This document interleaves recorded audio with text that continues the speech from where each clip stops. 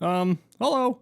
I just want to start out by saying in no way, shape, or form am I an expert on any of this. I'm just a regular guy with too much free space in my brain. I did very little to no research going into this. This whole thing is all my own opinion and based upon my own reflection and logical thinking. I'm not a neurologist and definitely shouldn't be viewed as a teacher, so I can't back up anything I talk about here with real scientific facts. It's just what makes the most sense to me and is meant to entertain. So enjoy! Everybody reads. Moms, dads, uncles, teachers, bosses, bosses of bosses, grandmas, that digital guy on the TV that gives you all the horrible news around the world with a big ol' smile on his face. Yeah, even he is reading, only he's reading from a teleprompter. It's like a screen that tells him what to say. So they're basically just vessels for words. You poor soul. But why is reading so important, you ask? You didn't ask that? Well, I asked it for you. Reading is a quintessential part of communication in the world, especially today. Think about it. Every text message, every email, every book, every restaurant menu, every billboard, every YouTube video, everything on Facebook and Instagram, medication street signs, all the cards for Valentine's, they all have words. But more specifically, today I'll be talking about reading books. Stories. Books can come in all different shapes and sizes, from toddler books all the way through adult books with dozens of different genres. But at the root of it all, books fall under two categories, either fiction or nonfiction. Fiction is a story that is made up. It can be based on real life, but it's a made-up story. My favorite kind of fiction is fantasy, because then you can have all sorts of magic and mystery and wonderful creatures, and it takes your imagination to a completely different world where anything can happen. I've always had dreams of flying. On the other hand, we've got nonfiction, which is based on facts, and I use that term lightly, about real people and real events that have happened. For example, a book about the history of World War II, or a biography about Abraham Lincoln, or an autobiography, which is when somebody selfishly writes all about themselves and tells everyone about their accomplishments throughout life. It's like reading someone's diary. I'm not even going to get into my opinion of the absurdity of that form of writing, maybe another time because I'm straying from the point. Now that I've wasted your time with the idiot's guide to what books are, you're probably asking, what does this have to do with anything? Well, actually, nothing. Because the point is that it doesn't matter what you read. The important thing is that you do read, because reading is the number one, hands down, best way to learn. Period. Whatever you decide to read is completely up to you. It's all based on personal preference and what interests you the most. The fact is, reading is the best way to learn and to expand your imagination. I remember when I was a kid, I thought, they say it's the best way to learn, but how? It's so boring. It's just a bunch of letters not social distancing from each other. Well, I didn't think that, but you get my point. I thought it was boring. How could I learn from being bored? Well, tape open those eyelids because I'm going to show you a very simple example. So here's a bit of information that only people who know me personally would know. Anyone who doesn't is about to learn something. Ready? Okay, I'll give you a few seconds to read this. Did you get it? Did you read it? Okay, so if I were to ask you what my shoe size is, now you would be able to answer. And don't say big, because I can't go to the shoe store and say, hey, I wear a size big, you got any of those? And they'll say, yeah, you clown freak, here you go, it's the big ones. I didn't even have to say a word. You know the answer because you read it. I know that's not the best example when it comes to books, but the point is, I gave you information to read and you learned something you didn't know before. That's the point. Every time you read a book, you are learning something new, even if you don't realize it. You are actively learning about story structure and story progression. You're seeing new words for the first time and seeing how they're spelled and what they mean through the context of the story. You're learning how to focus on key words and string together a story in your mind so that the whole story makes sense. You are exercising your memory so that key parts to the story make sense from beginning to end. To put it into one word of how you're able to learn while reading, experience. Reading is experience.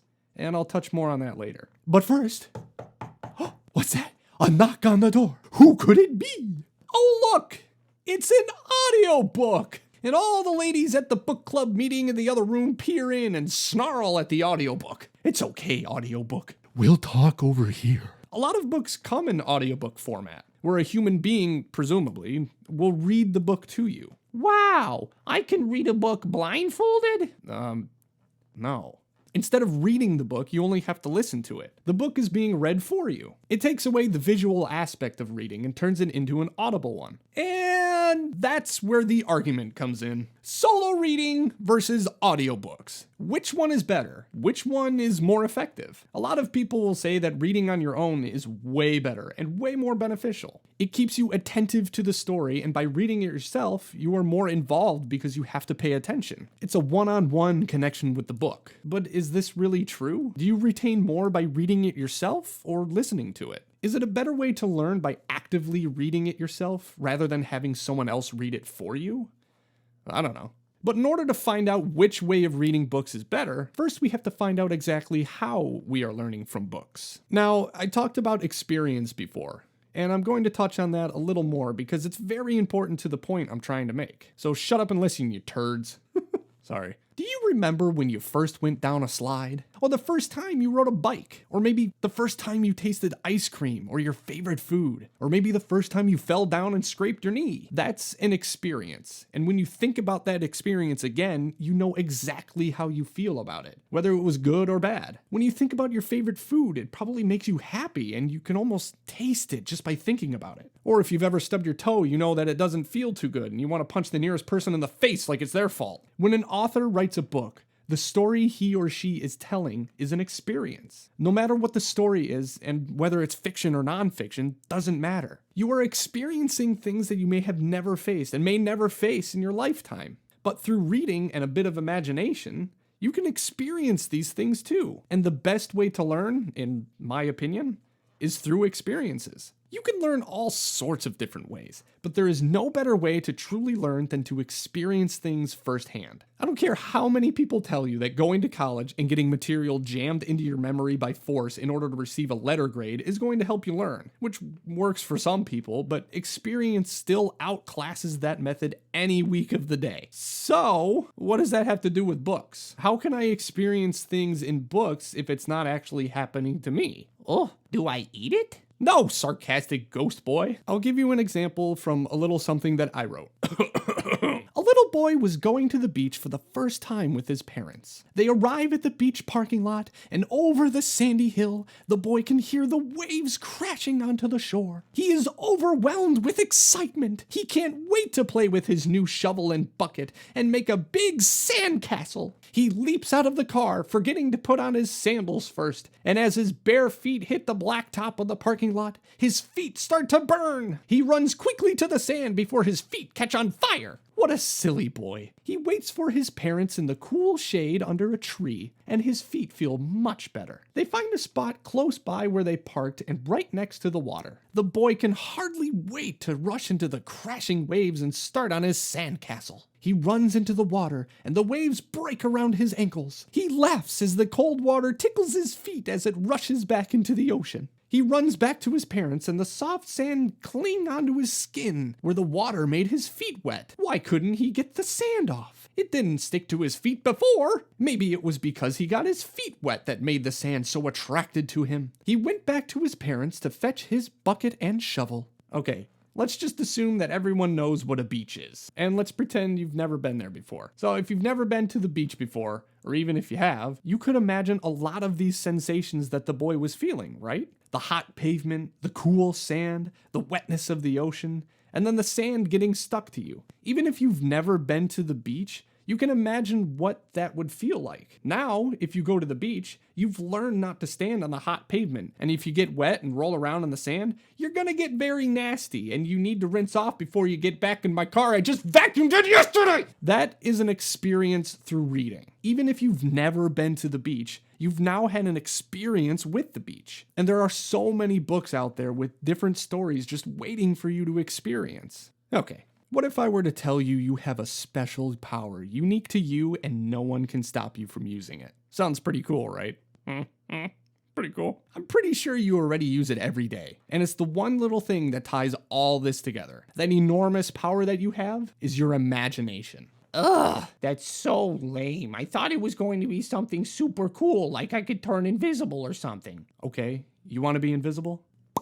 Thanks. Yeah, sure. Your imagination is the one thing that you have that will make reading fun and bring the story to life. You don't need pictures in a book to form a story or show you what's going on. You form the pictures in your head when you read the words. If you didn't do that, then the words would be meaningless. Anybody can sit there in a pool of drool and say words. I mean, it would be about as useful as reading the dictionary. There's no story, it's just words. And if you didn't use your imagination when listening to an audiobook, it would be about as useful as listening to a man making baby noises. No one has ever wrote a story in baby language. So your imagination is the most important thing you have when reading books. The use of your imagination to form the pictures in your head that the words are describing will allow you to experience the story, which enables you to learn through reading. Oh my gosh, what does this have to do with solo reading versus audiobooks? Everything. Imagination and your ability to imagine the story has everything to do with whether reading on your own or having someone read to you is better. So what we're looking at is your ability to imagine the story and learn through reading on your own, compared to imagining the story and learning while listening to a book. And now that we've figured out how to compare the two, we can begin comparing them together to figure out who will win this battle.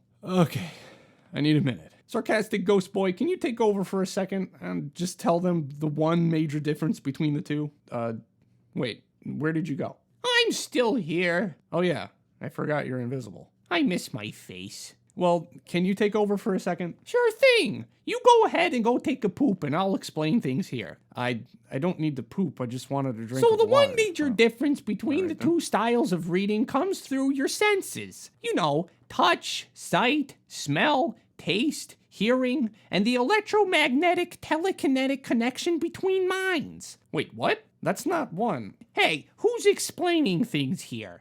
I was joking. Of course, smell isn't a sense. When reading books on your own, you are using the sense of sight, your vision, your open eyeballs. And with audiobooks, you're using your ear holes to listen to the book, your hearing sense. And if you're reading Braille, then you're using your fingies and the sense of touch. Well, that's a good point, but I think I'll put that in the category of reading it on your own. Thanks, Sarcastic Ghost Boy. I appreciate it. I always appreciate you. There's a lot to be said about reading on your own and listening to an audiobook. They are two very different forms of reading. But as we arbitrarily learned earlier, it's all about the use of your imagination in order to understand the story. So the only fair way to compare the two is how each one affects your imagination to understand the story being told. I could sit here all day and nitpick all the little differences, but that wouldn't be a fair comparison. That would just be a personal preference. But I will point out some major discrepancies between the two and give my thoughts. When you are reading on your own, you are forced to be focused on the story. You have that physical connection, and it's up to you to pay attention. Your eyes have to read the words, and sort of makes you more involved with the story. One advantage of reading over listening to the story is that you are visually seeing the words and how they're spelled. You're learning how to spell words that you may not know how to spell, and you're also seeing new words for the first time. You can't do that with audiobooks because they don't spell it out for you, but you are hearing how they are pronounced. With audiobooks, your vocabulary will expand phonetically, and you will learn how to say and properly pronounce new words. And let's just say, for argument's sake, when listening to an audiobook, you don't have the book to follow along with. When reading a book, you have to sound out the new word. And when you hear a new word, you have to try to imagine how it's spelled. It would actually be better to have them both so that you know how to say the word and spell it. For example, the word colonel, as in a military colonel, is spelled like this. And for the longest time growing up, I pronounced it colonel because, that's how it's spelled. Until someone was like, no, you actually say it like colonel. And I was like, in what language? How is this colonel? There's no R. What kind of idiot said this is er? If I said that to my teacher, they'd say, you fail at being human. It's like they wrote it down and made a mistake and they're like, this is colonel. Oh wait, we spelled it wrong. Well, whatever, it's law now, you can't change it. It's the stupidest word in the world. But I believe the biggest argument that people make that I've seen would be that with solo reading, you have to be involved in order to follow along and understand the story. While with audiobooks, you have the luxury of zoning out and doing other things while listening to the book. Therefore, visually seeing the words and forming the story is much more effective than listening to the words while someone reads it to you. Let's think about that for a second, though. Let's do a little test. I'm going to give you something to read, and then I'm going to read something to you, and then we'll compare. Okay, here we go. All right, cool. Now I'm going to read one. Butterfly. Now, more than likely with both instances, the same image popped into your head. You probably pictured a butterfly, this little guy right here. This is Trevor. It didn't matter whether you read it or you heard it. Your imagination produced the same image in your head. And yeah, that's a very simplified way to say that they are on equal grounds, but it's true. Whether you see it or you hear it, your imagination is going to shape the same image. Think back to the story of the boy going to the beach for the first time. I read you that little story I made up, and I bet you could imagine how that boy felt. When his feet burned, you can imagine what that felt like. Just like when they got wet and sandy. And even without me saying, I bet you could imagine what the weather was like. I bet you even had an image in your head about what the boy looked like, what his parents looked like, what his car looked like, what color his shovel and bucket were. And all of that was just like an audiobook. I read it to you. Your imagination shaped the story as it was being read, just like when you read a book with no pictures. Your imagination is forming the pictures in your mind. Now think about my good friend, sarcastic ghost boy. Even though he turned invisible, whenever you heard his voice, I'm sure you knew who was talking, and maybe even the image of him popped into your head. Even though he wasn't there, your imagination made that connection when hearing his voice. Thanks for turning me invisible to prove a point. So cool of you. Shush. Automatically saying that solo reading is better just because you're putting in more work and more effort, and that audiobooks are lazy or cheating, is not a fair way to compare them. Think about toddlers. How do you think they come to learn how to read and get excited about reading stories? When grown-ups read to them, duh. When you read a book to a toddler, all they're doing is looking at the pictures, sucking their hands, and pooping their pants. But as their focus is on the pictures, they are listening to what you are reading. This helps them follow along with the story. They can correlate what you're saying with the pictures that they're slapping their drooly hands on. You are teaching them how to read. You are teaching them to imagine the pictures in their head while they read the words. Wow! Crazy! At the end of the day, there is no winner. And maybe that feels a little disappointing or anticlimactic, but it's the truth. I would say that what it really comes down to is personal preference. If you like to have a hard copy of a book in your hand, take some quiet time to cozy up and read a book in silence, and you have a better connection with the story that way, then that's the way for you. You can also bring a book anywhere you go and read it wherever and whenever you want. Sitting in a parking lot, while at a restaurant, taking a dump, waiting in line at a store, sitting at the park while the kids play, taking a dump, swinging on the swings, waiting to be picked up from school, or even while taking a dump. But for the people out there with 14 kids and their whole day is spent in the car driving them around everywhere and their second home is the grocery store, audiobooks are a very convenient way to get a good book in. Just pop it on while you're putting 1,000 miles a day on your car. Put on some headphones while at home to drown out the serenading sounds of your kids screaming at each other over a Lego piece. And don't worry about ignoring your kids. It doesn't make you a bad parent. Trust me,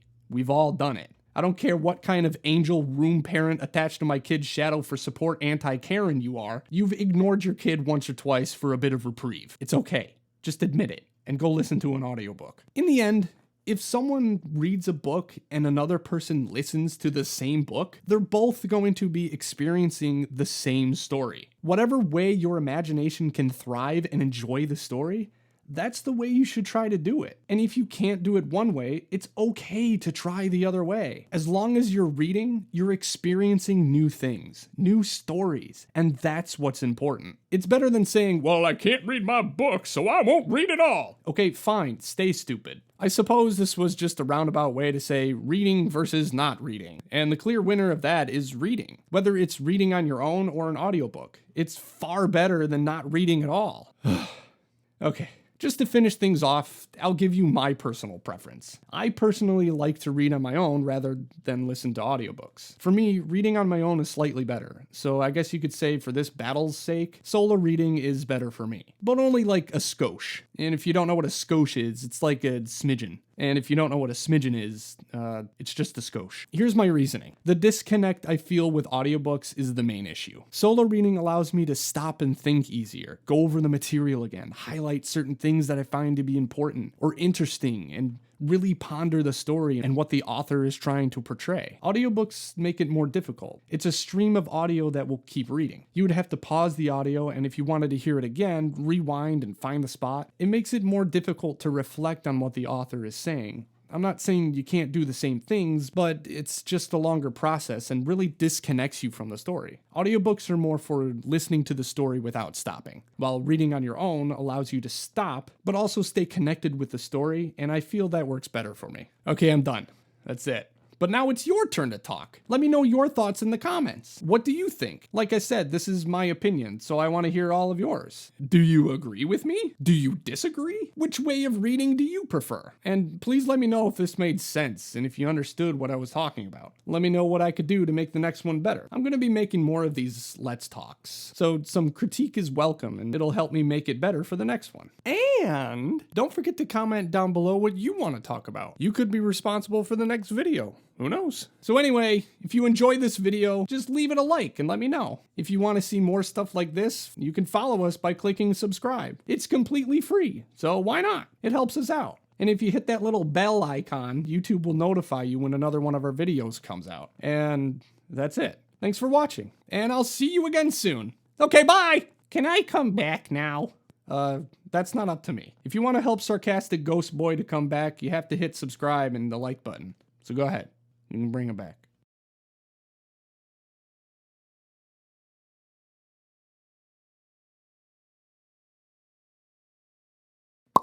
Oh, thanks.